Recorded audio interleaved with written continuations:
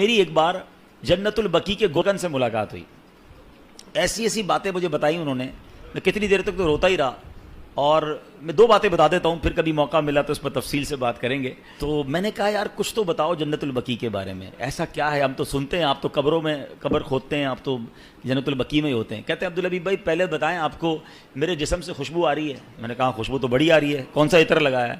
کہتے ہیں واللہ میں نے کوئی عطر نہیں لگایا, یہ بقیع کی خوشبو ہے, جنت البقیع کی مٹی کی خوشبو ہے.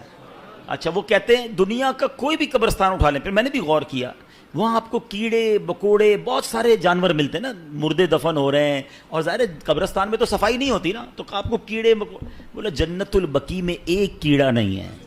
یعنی میں آپ کو روحانیت والی باتیں نہیں بتا رہا, روحانیت تو اندر کیا کیا ہوگا وہ تو اللہ جانے, اس کا حبیب جانے, اس کی کیسی کرم نوازیاں ہیں. میں تو جو نظر سے آنے والی چیزیں بتا رہا ہوں.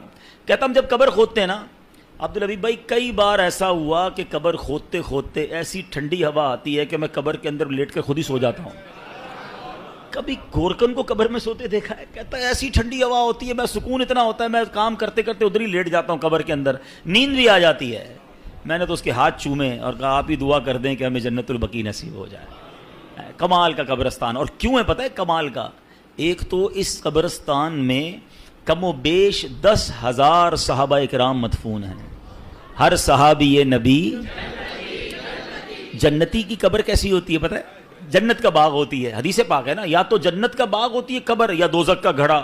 تو سارے صحابہ کی قبر تو ہو گئی جنت کا باغ.